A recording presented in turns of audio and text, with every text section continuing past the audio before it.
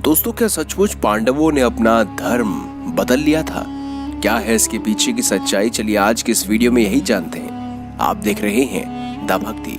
अगर अभी तक आपने हमारे चैनल को सब्सक्राइब नहीं किया तो देर किस बात की, चैनल को अवश्य सब्सक्राइब करें और बेल आइकन जरूर दबाएं। दोस्तों, कहा जाता है कि पांडवों को सूर्यवंशी साथ ही सैकड़ों सालों से माना जा रहा था और पांडव सूर्यवंशी क्षत्रिय थे, महान कुरु राजवंश से ताल्लुक रखते थे।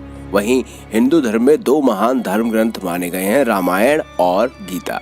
रामायण का संबंध अगर भगवान राम की जीवन कथा और रावण के साथ युद्ध में उनकी जीत से है, तो गीता का संबंध महाभारत के रण क्षेत्र में भगवान कृष्ण द्वारा महान धनुधर अर्जुन को दिए उपदेशों से है। हिंदू धर्म में गीता का स्थान इतना ऊंचा है कि जब अदालत में किसी भी की गवाही होती है तो हिंदू धर्म के लोगों से गीता पर हाथ रखकर सच बोलने की कसम दिलवाई जाती है। दोस्तों, इस बात पर आपकी क्या प्रतिक्रिया होगी अगर हम आपसे कहें कि पांडव हिंदू नहीं बल्कि किसी अन्य धर्म से ताल्लुक रखते थे, या फिर उन्होंने जीवन के आखिरी वर्षों में जैन धर्म क्यों स्वीकार कर लिया था? इसकी पुष्टि जैन तीर्थ स्थल हस्तिनापुर के जैन मंदिर में लगी पेंटिंग और जैन महाभारत भी कहती है। ये पेंटिंग बताती है कि पांचों पांडव द्रौपदी के साथ जैन धर्म में दीक्षा ले रहे थे।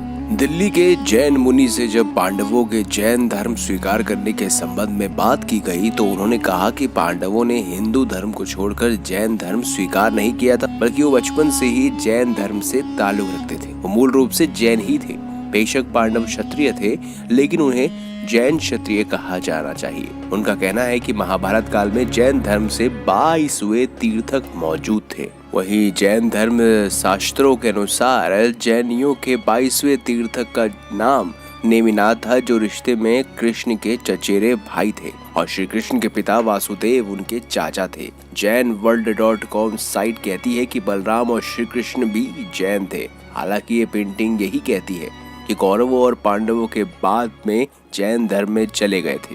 आखिर बरसों में वो तपस्वी बन गए और बाद में निर्वाण को प्राप्त हुए।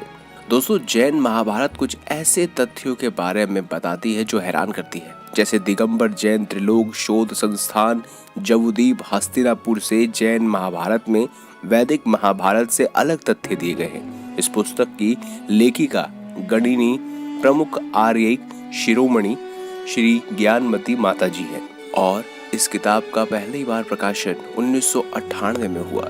उसके बाद कई संस्करण प्रकाशित हुए। ये किताब जैन धर्म के ग्रंथों पर शोध आधारित है और साथ ही जैन धर्म की दो प्राचीन पुस्तकों पांडु पुराण और हरिवंश पुराण पर आधारित है। दोस्तों, आपको बता दें, ये किताब कहती है कि ना तो धृतराष्ट्र अंधे थे और ना ही विदुर दासी पुत्र, बल्कि तीनों राजा व्यास की रानी सुभद्रा से पैदा हुए थे। किताब ये भी कहती है कि कर्ण, जिसे महाभारत में कुंती और सूर्य के संयोग से उत्पन्न माना गया है, वास्तव में ऐसा नहीं था, बल्कि कुमारी कुंती और राजा पांडु के संयोग से ही कर्ण का जन्म हुआ था। लेकिन कुंती कुंवारी थी, लिहाजा लोकलाज के भय से उन्होंने इस पुत्र को गुप्त तौर पर पैदा तो किया, लेकिन पेटी में बंद करके नदी में बहा दिया।